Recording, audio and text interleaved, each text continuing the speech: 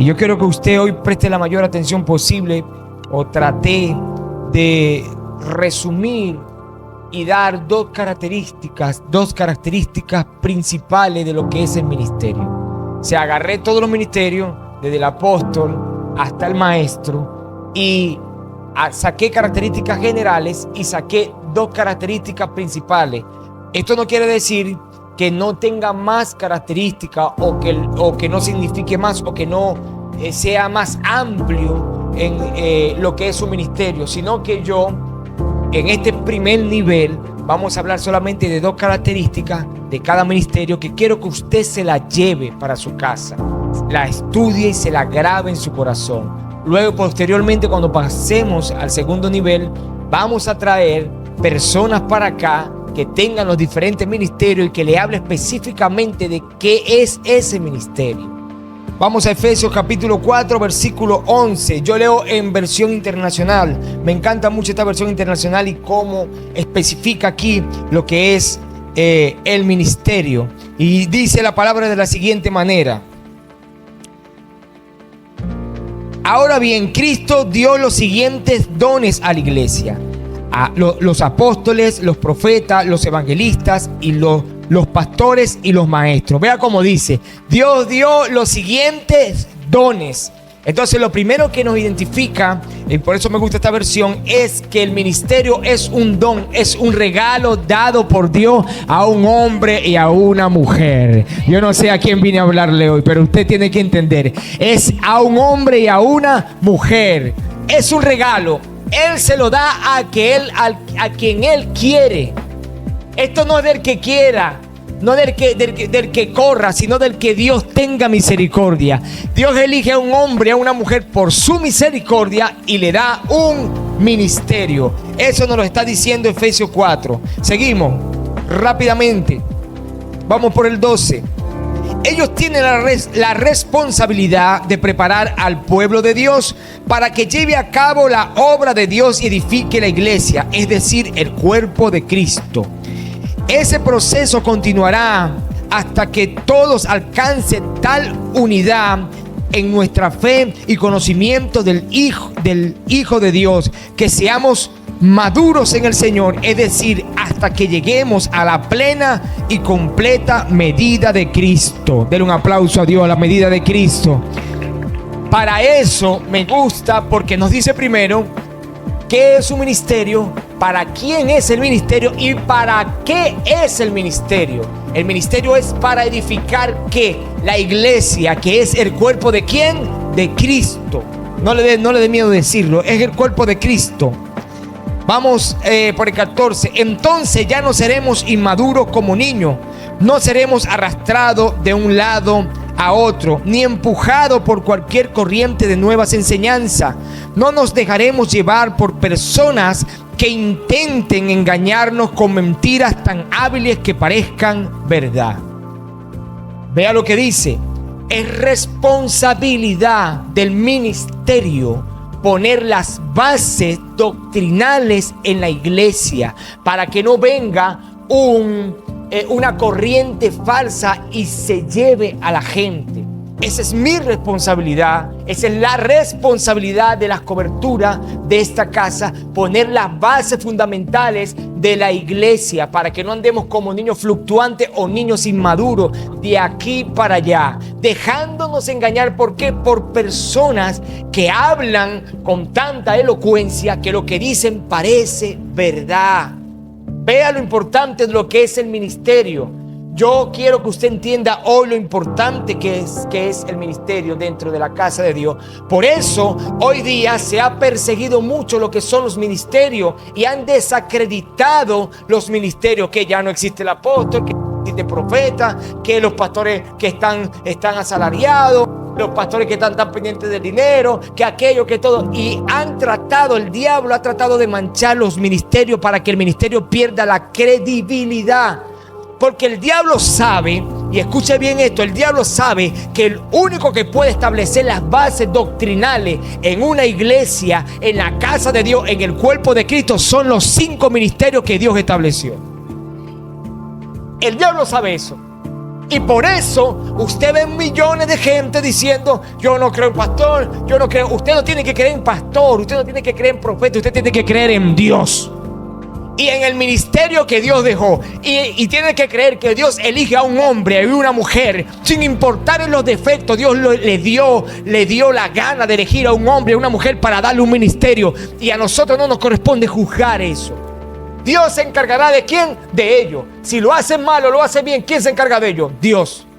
Usted ni yo estamos en la potestad de encargarnos de eso, sino aquel que está arriba, que fue el que lo llamó a que ejerciera un ministerio. Yo no sé qué está pasando hoy día, que hay mucha gente que se ha dado la tarea de ponerse en lugar de un juez. Hay mucha gente que quiere ser juez. Hay mucha gente que quiere determinar qué es lo que tiene que hacer un pastor, qué es lo que tiene que hacer un profeta, qué es lo que tiene que hacer un evangelista.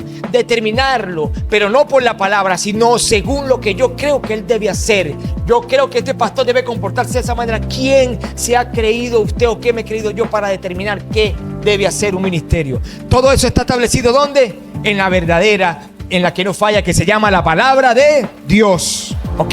Entonces, ya que usted sabe todas estas cosas, vamos a irnos a los 3 puntos.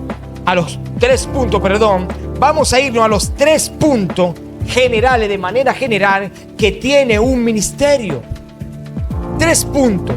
Estos 3 puntos se le aplica a los 5 ministerios que habla la Biblia.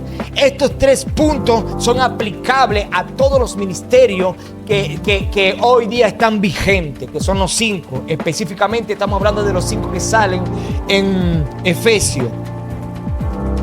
Y el primer punto es que un ministerio es llamado, tiene un llamado. Diga conmigo, un llamado. Dígalo, llamado. Tiene un llamado. Hay 2 formas en que Dios llama al ministerio. ¿Cuáles son las 2 formas en que Dios llama al ministerio? La primera forma es Dios mismo presentándole al hombre, a ese hombre o a esa mujer, y diciéndole: yo te elegí y te llamé para que tú ejerciera un ministerio, para que ejerciera pastorado, para que ejerciera evangelista, para que fueran profeta, para que sea apóstol, para que sea maestro. Dios mismo llama. Puede ser con voz audible, puede ser a través de una visión, puede ser de la manera que Él quiera, pero Él mismo llama a esa persona. Sí, eso lo vemos en la Biblia con todos los profetas. Jeremías, Isaías, que Dios mismo se les apareció y les puso, les dijo: yo te elegí para que tú fueras ¿qué? Profeta para la nación. Eso lo vemos. Pero hay otra forma en que Dios llama a un hombre y a una mujer para un ministerio. ¿Cuál es esa otra forma? Dios utiliza a una persona para que esta persona llame a alguien al ministerio. O sea, Dios no te habla a ti, le habla a otro. Le habló al pastor y el pastor te dice: Dios me hace sentir, o Dios me dijo que tú tienes un ministerio. Tienes un ministerio, cualquiera de los 5 que sea, pero tú tienes un ministerio. ¿Dónde vemos eso? Ahí lo vemos en la Biblia también. Jesús llamó ¿a quién? A los 12 discípulos. ¿Para qué? Para que fueran los 12 apóstoles. Jesús llamó a los discípulos para que fueran los 12 ¿qué? Apóstoles. Para que fueran los 12 apóstoles. Eso es lo que yo quiero que usted entienda. Elías llamó a Eliseo. Fue Elías el que llamó a Eliseo, pero Dios guió a Elías para que llamara ¿a quién? A Eliseo. Y Jesús estaba guiado por el mismo Dios, por el Padre, para llamar a los 12 apóstoles. Esa es la primera cosa que usted tiene que entender. La otra cosa que tiene que tener un ministerio, diga conmigo, es legalidad. Y esto ya lo hablamos. Hay 4 cosas que te dan legalidad a un ministerio. ¿Cuáles son esas 4 cosas? ¿Cuáles son las 4 cosas que dan legalidad a un ministerio? La obediencia, el servicio, la preparación y la activación. Ya lo hemos visto, ya se lo vimos. Entonces, una de las cosas generales que tiene un ministerio es que tiene que estar presente el ministerio. Primero, el llamado. Segundo, la legalidad, que está compuesta por 4 cositas, que ya usted la sabe. Y la otra cosa, y esto más importante, y esto es importantísimo, hermano, es el deseo por las cosas de Dio. un ministerio tiene el deseo por las cosas de Dios. Fíjese algo, lo primero que Satanás, el diablo, va a querer apagar, enfriar, es el deseo o el amor a las cosas de Dios en un hombre y una mujer. Porque él sabe que si él apaga el amor a las cosas de Dios, el deseo a las cosas de Dios, ¿qué va a hacer? Acabó con ese ministerio. Porque cuando usted ama las cosas de Dios, ¿qué pasa cuando tú amas las cosas de Dios? Tú deseas estar en la casa de Dios. Tú deseas leer su palabra. Tú deseas orar. Tú deseas adorar. Tú amas todo lo que tenga que ver con la obra de Dios. Eso es lo que el diablo va a tratar primero de matar en un hombre y una mujer que tiene ministerio. El amor a la casa de Dios. Y vamos a entrar de una vez a los ministerios. Vamos a entrar al ministerio apostólico. Eso es rápido. Vamos a dar breves definiciones de lo que es el ministerio apostólico. Y vamos a dar dos características que se desempeñan dentro del ministerio apostólico. ¿Ok? Lo primero que vamos a entender es que el ministerio apostólico, ¿qué significa apóstol? ¿Qué significa la palabra apóstol? Y de manera sencilla podemos decir que la palabra apóstol significa, diga conmigo, enviado. Pero dígalo con fuerza, enviado. Es un mensajero, es un embajador. Entiéndame, los discípulos ya sabían qué significaba esto. Porque los romanos, cuando conquistaban, el imperio conquistaba una tierra, ¿qué hacía? Mandaba ¿a quién? A los apóstoles. ¿A qué mandaba a los apóstoles? Como embajadores. ¿A qué lo mandaba? A que ellos implantaran la cultura del imperio romano. Entonces, cuando un apóstol es aquel embajador de Cristo, de Dios, que implanta la cultura de Cristo donde quiera que él se pare. Yo no sé si usted escuchó eso. Implanta la cultura de Dios donde quiera que él se pare. Implanta los preceptos de Dios donde quiera que él se pare. Por eso es que hoy día llamarnos una iglesia profética y apostólica y no cambio alrededor de nosotros es algo que es algo donde estamos fallando. Porque una iglesia apostólica y profética implanta la cultura de Cristo, implanta la legalidad de Cristo, implanta el amor de Cristo donde quiera que ella vaya. Yo no sé a quién vine a hablar en esta noche. Alguien tiene que escucharme hoy. Alguien tiene que escucharme hoy. Hay dos características. Y la primera característica entra en lo que es legalidad. Un apóstol, lo primero que usted ve en un apóstol es que él fue discípulo. Diga conmigo, discípulo. Él fue discípulo. Eso es lo primero que usted va a ver en un apóstol. Que él fue discípulo. Jesús llama a los 12 y primero ellos fueron ¿qué? Discípulos. Y luego los 12, que es la característica que identifica a un apóstol, los 12 tuvieron ¿qué? Discípulos. O sea, un apóstol forma discípulos.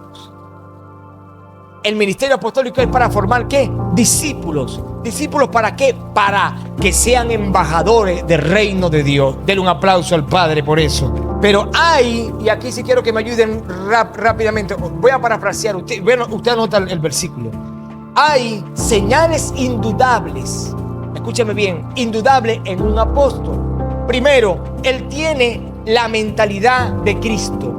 Él implanta la cultura de Cristo. Él fue primero formado para ser apóstol. O sea, él fue primero discípulo. Y usted ve algo que él se encarga de formar discípulos también. ¿Ok?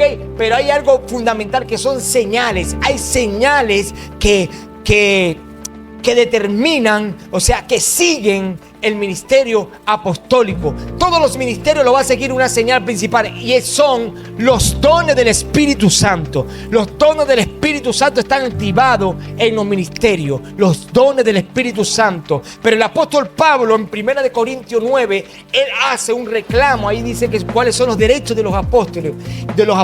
Y el apóstol Pablo dice: ¿acaso yo no soy apóstol? ¿Acaso ustedes no son el sello de mi apostolado? O sea, parece que a los apóstoles los siguen los discípulos. Hay gente que lo está siguiendo.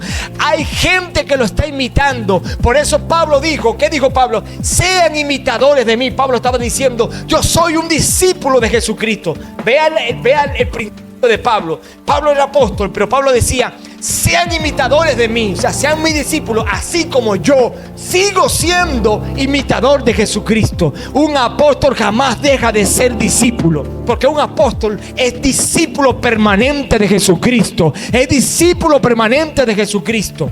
¿Para qué? Para que no se vanaglorie su corazón, para que no se llene de jactancia su corazón. Y la única forma de que esto no pase es que el apóstol siempre esté siendo discípulo de Jesucristo. Entonces el apóstol Pablo dice en 2 de Corintios 12:12, anótelo y lo busca en su casa, anótelo allí. Él habla aquí de que hay algo, hay señales evidentes. Pablo está diciendo a su iglesia, ¿qué diferencia hay? Estoy parafraseando. ¿Qué diferencia hay entre los otros apóstoles o las iglesias de los otros apóstoles a esta iglesia? ¿Qué diferencia hay? ¿Acaso ustedes no han visto los milagros, las señales y los prodigios que me siguen por el ministerio que represento? O sea, Pablo está determinando de que hay señales que siguen a un apóstol. Y las señales que siguen a un apóstol son milagros, son señales, son prodigios, es paciencia, es una buena conducta.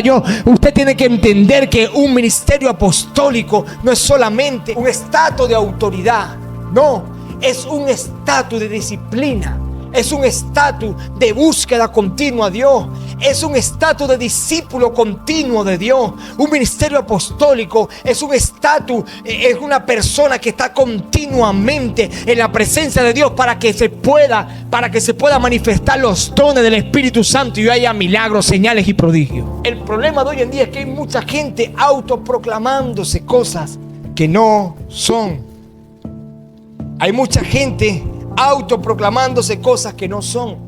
Y yo quiero enseñarle a usted cómo identificar realmente qué es un apóstol. Ahora fíjese, una persona que toda su vida ha fundado iglesia aquí, fundado allá, fundado allá, fundado allá. Dijimos que era un embajador. Esta persona ya ha hecho el trabajo de enviado, ya ha hecho el trabajo de formar, ya ha hecho el trabajo de establecer el reino de Dios. Ya usted está viendo a esta persona. Usted dice, usted es apóstol. Bueno, y usted empieza a sacar la cuenta. Y me van a perdonar por esto, pero usted empieza a sacar la cuenta y dice, ¿cuántas iglesias usted ha fundado? Yo he fundado tantas iglesias. Muy bien. ¿Por qué? Porque un apóstol es un embajador. Y usted no está haciendo mal en preguntar, ¿cuántas iglesias usted ha fundado? No, yo he fundado tantas iglesias. Pregunto, ¿qué milagros te siguen? Y la gente, no, usted está en todo, puede hacerlo. ¿Por qué? Porque eso lo dice que la Biblia. Entonces usted identifica a un apóstol. Por eso es que mire, en Apocalipsis, ¿qué pasa en Apocalipsis? En Apocalipsis le reclama a Dios a una de las iglesias de por allá, pero dice, yo reconozco que tú has hecho un gran labor y que tú has identificado quiénes son los verdaderos, los falsos apóstoles de los verdaderos. Lo que quiero decirte con esto es que hay una forma de identificar si hay un falso, alguien usurpando el ministerio que no le corresponde. En este caso, el del apostolado, ya usted sabe cómo identificar. Hablamos ya del ministerio apostólico. Ahora mire, vamos a hablar del ministerio profético. Pero, ¿qué es un profeta? Esa es la primera cosa que nosotros deberíamos saber. ¿Qué es un profeta? ¿Qué es realmente un profeta? Y de forma sencilla se define un profeta como vidente. Vidente es alguien que ve. Pero ¿qué ve el profeta? El profeta de Dios tiene la capacidad dada por Dios de ver el futuro de una nación, de un hombre o de una mujer. Pero también es capaz de ver el pasado. Es un vidente, puede ver el pasado, puede ver en lo que está pasando en el presente y puede ver lo que te espera en el futuro. Eso es un profeta. Lo primero que la Biblia enseña a través de del Antiguo Testamento es cómo los profetas veían y se adelantaban a los hechos que todavía no habían ocurrido. Ejemplo, tenemos a Isaías. Isaías es el profeta que profetiza o ve lo que iba a ocurrir con Jesús. Y dice, Él fue molido por nuestros pecados. Y dice lo que iba a pasar con Jesús. No había pasado nada, pero Él, como es un vidente, se trasladó al futuro de lo que iba a venir. ¿Ok? Entonces lo primero que usted tiene que entender es que el profeta es un vidente. Segunda cosa que es un profeta. es la voz de Dios aquí en la tierra. Y aquí la cosa se complica, porque el profeta es la voz de Dios en la tierra. Es la voz de Dios en la tierra. O sea, que el profeta tiene el oído en el cielo y la boca aquí en la tierra. El carácter de un profeta. ¿Cómo es el carácter de un profeta? El 90.9 de los profetas tienen un carácter agresivo y violento. Pero no un violento de que voy a entrarme a piña con todo el mundo. No. Es de esa violencia que habla la Biblia, que solo los violentos arrebatan el reino de los cielos. Esa violencia está en los profetas. Porque tiene que tener esa violencia para poder determinar y decir lo que Dios le dice. Ese es hoy día. Y quiero que usted entienda algo. Hoy día, un profeta sale y se rompe la franela. Y la gente dice que eso no es de Dios. Eso es del diablo. Hoy día, un profeta sale y agarra una piedra y la tira, ¡pum!, contra el suelo. Eso no es de Dios, eso es del diablo. Pero si yo le dijera a usted que hay cosas en la Biblia que hicieron los profetas y apegados a la palabra de Dios, que están en la Biblia, que usted y yo, si vemos que un profeta hoy día la hace, lo juzgamos y lo criticamos. Hubo uno que predicó con las nalgas afuera. Eso está en la Biblia. Hubo uno que lo mandaron a hacer excremento, torta de excremento humano. Eso está en la Biblia. Pero como nosotros hoy día muchas veces nos creemos jueces y nos creemos mejor que Dios, andamos criticando cualquier eventualidad profética que se atraviese en el camino. Y satanizamos absolutamente todo. Hoy día se sataniza todo. Hoy día si usted se mueve y danza, eso es satánico. Eso no es de Dios, eso es del diablo. Hoy día si un profeta viene y se le monta arriba a un hombre para darle vida, eso no es de Dios. Y cuando ahí en la Biblia sale un profeta que se le montó arriba a un hombre para darle vida. Por eso digo que el profeta siempre va a estar pegado ¿a qué? A la palabra. Y no le va a importar lo que la gente piense. Él va a hacer lo que Dios Él va a hacer lo que Dios dijo que tiene que hacer. Por eso su carácter tiene que ser violento. Si usted se deja llevar por lo que se dice hoy día en las redes y no se deja llevar por la palabra de Dios, que es más eficaz que todas las redes, entonces usted está mal. Que salen gente diciendo falso profeta, falso pastor, falso apóstol, falso esto. Pero busque usted en la palabra para que usted se dé cuenta de que hay cosas que sí son bíblicas, que sí se están haciendo. Pero nosotros nos creemos más inteligentes que Dios y más estudiosos que todo el mundo. A veces. Ok, entonces el profeta es violento y agresivo.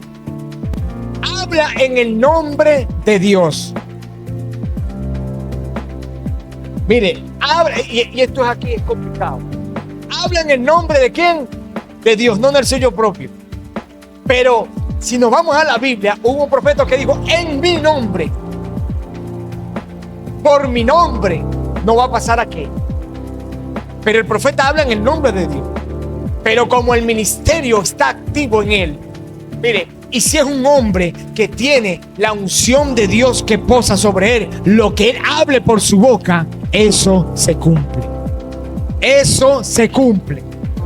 Por eso que hay que tener cuidado. Allá había una gente que iba ahí a molestar al profeta y él dijo, que le salga fuego del cielo y los consuma. Pero vemos que en el Nuevo Testamento los discípulos querían hacer eso. Y Jesús que le dice, no, así no. Entonces ahora se modificó que el profeta habla en nombre de ¿quién? De Dios. Habla en nombre de ¿quién? De Dios. No es su palabra, es la palabra de Dios en su boca. Todo lo que un profeta dice, profetiza, tiene que tener un respaldo. ¿Dónde? En la palabra. Por eso les dije al principio, es un hombre que tiene que cumplir y apegarse a la palabra. O una mujer. Porque todo lo que él le dice, lo que Dios le revela, tiene que estar apegado a la palabra. Por eso es que a veces hay revelaciones que vienen por ahí, revelaciones chimbas, que no están apegadas a la palabra. Por eso es que hay a veces visiones que no son de Dios. ¿Por qué? Porque esto hay que tener mucho cuidado, porque hay tres voces que hablan al hombre y a la mujer. La voz del diablo, que el Señor lo reprenda, la voz del hombre y la voz de ¿quién? De Dios. Entonces, cuando el profeta se apega a la palabra, él determina qué voz es la que le está hablando. ¿Por qué? Porque él está pegado a qué, diga conmigo, a la palabra. Y esto es más importante. Lo que determina si es profeta o no es cuando se cumple la profecía. Si la profecía no se cumple, tal profeta no es profeta. Y esto es rudo. Por eso es que ese ministerio, ¿cómo le tiran piedras, Señor? Porque esto es rudo. ¿Y dónde se encuentra eso? Deuteronomio 18, lo leen en su casa. Deuteronomio 18, del 15 al 22, habla de todas estas características que yo le estoy dando. Que tiene que estar apegado a la palabra, que tiene que cumplirse la profecía. Y esto termina porque Dios levanta profetas y dice: voy a levantar más profetas, voy a levantar profetas, así como levanté a Moisés. Pero estos profetas, mira las características que van a tener. Van a estar apegados a la palabra, y todo lo que yo le dijera, lo que usted va a determinar si vino de Dios o no vino de Dios, cuando se cumpla. Pero también hay que hacer un énfasis aquí grande. ¿Y cuál es el énfasis que hay que hacer? Hay profecías que no se han cumplido por culpa suya, culpa mía. Y la profecía vino de Dios, vino del cielo y no se ha cumplido. ¿Por qué? Porque usted no ha querido enderezar su camino, no ha querido enderezar su vida. Y entonces, cuando un profeta dice: así dice el Señor, que te va, y usted dice: pero ¿por qué no me ha venido? Pero pues, eso fue falso, porque la palabra tiene que cumplirse. No, la palabra fue lanzada, la palabra fue decretada y la palabra vino de Dios. Pero el problema está que Dios no va a bendecir a alguien que esté chureto, o Dios no va a bendecir a alguien que esté en pecado, o Dios no va a bendecir a alguien que esté mal, o Dios no va a bendecir a alguien que esté por el mal camino. Entonces, lo primero que va a hacer esa palabra es que es llegar a tu vida, enderezarte para luego cumplirse la palabra. Y a veces eso tarda mucho tiempo. ¿Por qué tarda mucho tiempo? No es porque Dios quiere que tarde mucho tiempo. Es porque la persona tarda mucho tiempo en aceptar que realmente necesita cambiar. Puedo darles miles de ejemplos, pero estudiaríamos toda la noche. Pero puedo darle ejemplo del pueblo de Israel. La profecía del pueblo de Israel, ¿cuál fue? Dios agarra a Moisés y le dice a Moisés que saca al pueblo ¿de dónde? De Egipto. ¿Y llevan a dónde? ¿Y cuánto tiempo duró el pueblo dando vuelta en el desierto? 40 años duró el pueblo. ¿Y Dios quería que ese pueblo durara 40 años en el desierto? No. ¿Y qué hizo Dios? Digo, bueno, fue tanta la rebeldía de este pueblo que, bueno, esta generación no va a entrar, solamente Josué y Caleb. Y levantó una generación nueva para que pudiera cumplirse la palabra que Dios había dicho. Pero esa palabra sí vino de Dios. La profecía vino de Dios. ¿Por qué se retrasó la palabra al pueblo de Israel? Por el pueblo. Usted tiene que tener cuidado con eso. El profeta me profetizó, pero ese falso profeta, porque no se me cumplió. Y usted anda metido en delitos, en pecado, en chisme, roba, murmura, adultera, fornica. Pero por Dios, ¿cómo se te va a cumplir? ¿Cómo se te va a cumplir? Jamás. Ministerio evangelístico. Rápidamente, vamos con el ministerio evangelístico. En pocas palabras definimos lo que es el ministerio evangelístico como una persona ungida para predicar el evangelio. Así de fácil. Él se apasiona por llevar gente al arrepentimiento. Es una persona que se apasiona por predicar, no en el púlpito. Escúcheme bien, no en el púlpito. No es que el evangelista no es un hombre de púlpito, de altar, es un hombre de ir a casa por casa, calle por calle, a persona por persona y predicarle el evangelio. Eso es lo que apasiona, llevar las buenas nuevas de salvación a todo el mundo. ¿Cuáles son las características de este ministerio? Lo primero es que tiene un amor hacia las almas. Él no ve el pecado que tiene el alma. Él no ve si es el peor tipo del barrio. Él no ve si es la peor persona de la comunidad. Él lo que ve es la necesidad que esa persona tiene de Dios. Eso ve el evangelista. La necesidad que esa persona tiene de Dios. Mire, se inventa estrategia. Se inventa, que a muchos la critican muchas veces, la estrategia que se inventa estrategia. Yo voy a hacer un juego, yo voy a hacer una jornada, yo voy a dar comida, algo voy a hacer yo. ¿Para qué? Para llegarle a la vida de esa persona y a través de una obra social, a través de un buen gesto, esa persona pueda llegar a los pies de Cristo. Eso es un evangelista. Esa persona que anda siempre buscando la manera, que ve la iglesia vacía y dice: no es posible que la iglesia esté así. Hay que hacer algo para que la iglesia crezca. Hay que hacer algo para que las almas se salven. El fin del mundo está cerca. Sí, bueno, entonces vamos a predicar con más ánimo, con más amor, para que puedan llegar más gente al pie de Cristo. Eso es el evangelista. Hay una característica que a mí me encanta de este ministerio. Es que este ministerio no solamente busca los métodos, sino que los dones están activados en este ministerio. Tiene una gracia de Dios especial para llegarle a la gente. Donde yo no llego, llega a Él. Donde no llega el profeta, llega a Él. Donde no llega el apóstol, llega a Él.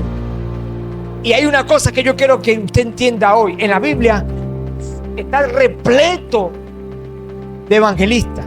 ¿Cuáles son los evangelistas de la Biblia? El endemoniado de Gadareno, que Jesús le sacó las legiones que tenía dentro, lo dejó allá, y luego Jesús fue y tenía todo el pueblo evangelizado.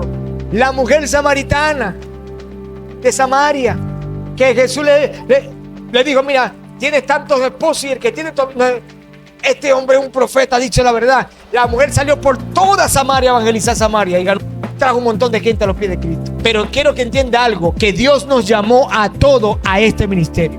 Y ahí está el problema, que Dios nos llamó todo a cumplir este ministerio. Cuando dijo que ir por todo el mundo y predicar, ¿qué?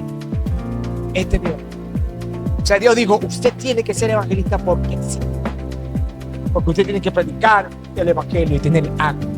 ¿Dónde está eso? Lucas 4:18, Marcos 16:15. Allí usted va a leer todo esto sobre el evangelista. Rápidamente pasamos a lo que es pastor. Y pastor, en un significado simple, es alguien que dirige, que guía, que cuida y da de comer. Dirige, cuida, guía y da de comer. Eso es lo que es un pastor. Dirige, cuida y da de comer. Una de las características que le da la legalidad al ministerio pastoral, ¿cuál es esa característica? Que ha sido oveja. Él se ha dejado pastorear. Y su dependencia, y es lo que decía David. David decía: Jehová es mi pastor. El pastor nunca deja de ser oveja. Siempre va a tener a Jehová como su pastor. Siempre va a tener a Jehová como su pastor. Porque él nunca deja de ser oveja. Y una característica que también identifica el ministerio pastoral es que tiene oveja. Dice: conoce y da la vida. ¿Por qué? Por las ovejas. Esto es un versículo que todo el mundo agarra para decir: usted es un mal pastor. Pero léase Juan 10. Ahí que está hablando Jesús en Juan 10. Juan 10, Jesús dijo: yo soy el buen pastor. Juan 10, capítulo 7. Yo soy el buen pastor. Jesús estaba hablando de él como pastor. Jesús dijo: yo soy el buen pastor. Y el buen pastor conoce, cosa principal, conoce. Jesús conoce a sus ovejas y da la vida por quién. Y él dio la vida por qué, por sus ovejas. Pero cuando Jesús agarra a Pedro y le dice: Pedro, ¿me amas? ¿Qué dice Pedro? Sí, Señor, yo te amo. Le vuelve a decir: Pedro, ¿me amas? Sí, Señor, te amo. Pedro, ¿me ama? Bueno, no sé, Señor, si te amo. No, hombre, no sé, Señor. Está dudando mucho. ¿Qué le dijo Dios? ¿Apacienta qué? A mis. O sea, las ovejas son ¿de quién? De Dios. El pastor es simplemente un encargado. ¿De qué? De apacentar. Y sí, tiene que tener a Cristo en su corazón. Y un que tiene a Cristo en su corazón, lo primero que hace es conocer a sus ovejas y da la vida por él. ¿Por qué? Porque sigue el mismo principio que Dios dejó establecido en Juan 10, que él era el buen pastor y conocía y daba la vida por sus ovejas. Entonces se pregunta: pastor, ¿y por qué usted no ha dado la vida por las ovejas? Bueno, yo le voy a decir una cosa: porque conozco quiénes son las ovejas. El pastor conoce quiénes son ovejas o quiénes son simplemente visitantes de la iglesia. Porque hay dos tipos de personas que vienen a la iglesia. Están las ovejas, que son las que uno le entrega el alma, las que uno les trabaja, las que uno está persistente ahí con ellos y no las deja. Pero están las personas que son visitantes de la iglesia. Y como Dios le dio el ministerio del pastor a uno ve, dice: estas son visitantes. voy ¿cómo se llama? A cumplir lo necesario con ella, pero no voy a desgastar mi fuerza en visitando, sino que voy a gastar mi fuerza, ¿dónde? En las ovejas. Y entonces el visitante quiere reclamarle al pastor, ¿por qué el pastor no me va a visitar a la casa? ¿Por qué el pastor dejó de ir a mi casa? ¿Por qué el pastor sacudieron los pies de mi casa? ¿Por qué usted ahora no se dedica a mí? No venga a reclamar cosas, porque el pastor conoce a sus ministerio de maestro. Le estoy dando los 5 ministerios rápidos, pesitos. Mire, maestro, en pocas palabras, es alguien que instruye, enseña y guía. ¿Ok? La primera característica que tiene un maestro es que está dispuesto a aprender. Es el que se sienta a escuchar.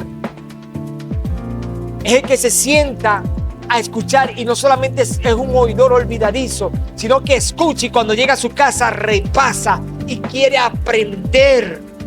Eso es una característica del ministerio del maestro. Se prepara porque quiere saber más. Tiene un deseo insaciable de saber más. ¿Saber más de quién? De Dios. ¿De saber más de quién? De la palabra. Tiene un espíritu enseñable. Y todos los ministerios deberían tener un espíritu enseñable. Todos los ministerios deberíamos tener esa humildad de aprender de otro. Mire, yo he visto cosas.